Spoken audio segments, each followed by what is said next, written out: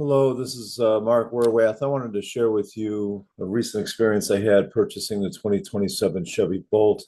I am not new to electric vehicles. I've been driving them for about 14 years. This is not my first rodeo. This is probably my fourth or fifth electric car. I've had a 2017 Chevy Bolt for 10 years. Extremely happy with it. Zero problems with it. Got a new battery 5 years ago. So this car, the 2017 Chevy Bolt, could theoretically last me until 2032 or easily beyond that. So we're talking 15 years of service at a very reasonable price. So I guess what I'm trying to get at here with the 2027 is this is a huge step forward for Chevy, General Motors, the EV industry. LFP battery, right? Lithium iron phosphate, much different from lithium ion. It's more reliable, it's safer, it's more stable. You can charge it to 100%. In fact, you should charge it to 100% on a regular basis. Not as energy dense, but the expected life could be 2x, maybe 3x of traditional lithium ion. So if lithium ion lasts 10 to 12 years, right? Lithium iron phosphate could theoretically last 20 years or more, which outlives the vehicle itself, right? So I wanted to show two pictures. This is the color I bought. This is the front display.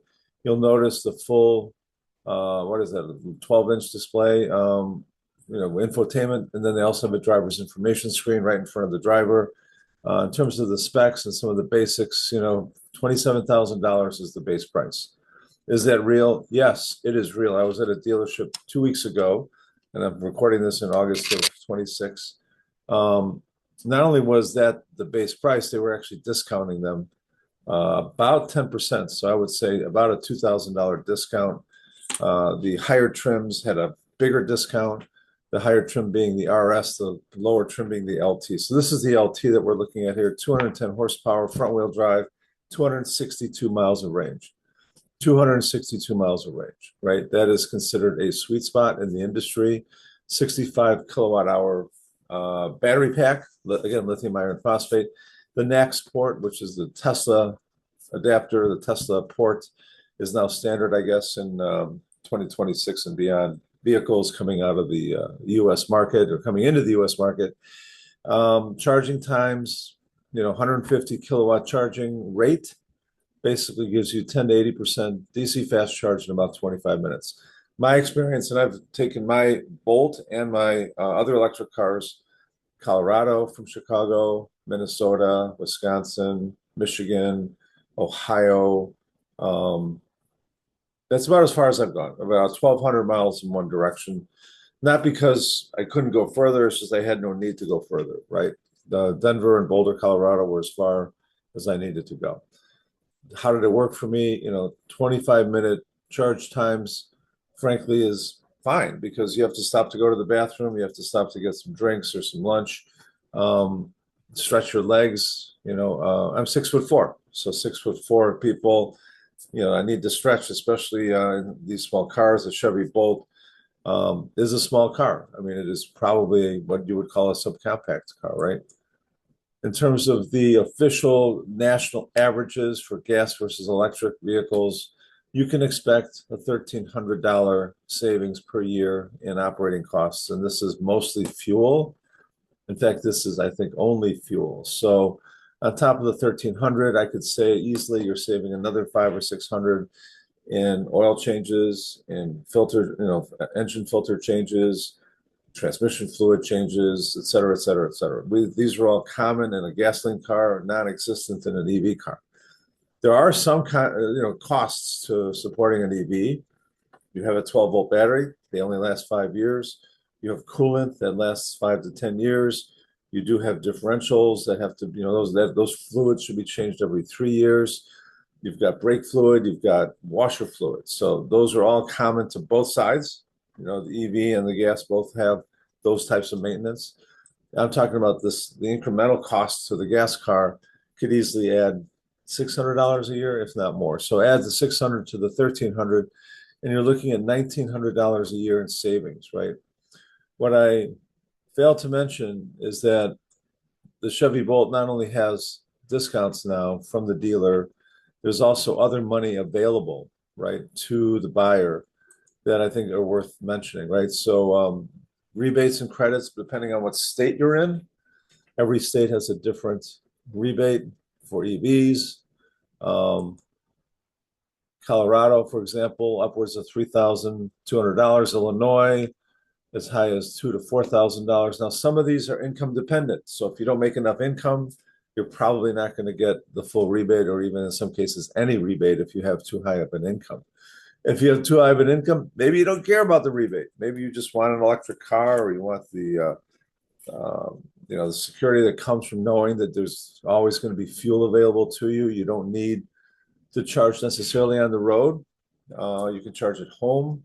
Most people, I charge at home 90 to 99% of the time. Only when I'm on a road trip do I actually charge on the road. Now, there's other money available. This can't be seen very easily. Let me pull it up in a different format. So this is GM, and these are the various rebates and discounts you can get from educator appreciation, which I did qualify for. I got a $500 rebate. What's not on the list, by the way, is Costco. The Costco auto purchase program saved me $1,250. I'm an executive member. So that alone returned the cost of my membership 10 times over. I got $1,250 off the price of the car. And that's in addition to all the other discounts, right? So was it worth it? Absolutely, right? Military appreciation, first responder appreciation, college appreciation, employee discounts. GM has a variety of discounts, and for each car, and depending on what time of year it is, you're going to find, I think, probably a discount that works for you. So what's my recommendation? I mean, first of all, I think this is a great car. I think it's a practical car. I'm actually tired of watching videos of people complaining about the average price of a vehicle in the US is $50,000. And that's true, but that's because people aren't looking at or purchasing practical commuter, city, cars that frankly are agile. If I'm 6'4" and I fit in this car, I sat in the back seat of this car for 35 minutes listening to the salesman go through the features for my wife. This is fundamentally my wife's car. 35 minutes of listening to all that, sitting in the back, recognizing I had 2 inches of headroom. I had about an inch or two of leg room, 6'4", not uncomfortable. Now, I didn't spend days back there. I didn't spend hours back there. And it certainly wasn't as comfortable as the front seats. I would prefer to be in the front. But being in the back, 6'4", Chevy Bolt, it was very reasonable, I guess I would say. It was very doable. Compared to other electric vehicles, this probably has as many features. I have another EV called the Kia EV6. I would say this probably has 90 to 95% of the features that the EV6 has. And the EV6 was almost twice the price. So why people don't pursue this is beyond me. I think this car makes a lot of sense for the vast majority of folks who just need to get around, basic transportation. If you're worried about the battery, 8-year warranty, right? 8-year warranty. I think that's a 100,000-mile warranty. So even if the battery does have problems, they can replace modules. They don't have to replace the whole battery. Battery costs are coming down. So if it fails in 10 years, what will a battery cost? Far less than it costs today. The curves are amazing. If it's a $13,000 battery today, maybe it'll be a $6,000 battery or $5,000 battery. Compared to the price of an engine, a transmission, any of these major components inside of a gas vehicle, this rivals it. And I believe EVs will outlive gasoline cars on the road, simply because gasoline cars have become very complicated, somewhat unreliable, subject to a lot of warranty issues and issues with recalls and safety issues. Cars, and gasoline engines catching fire.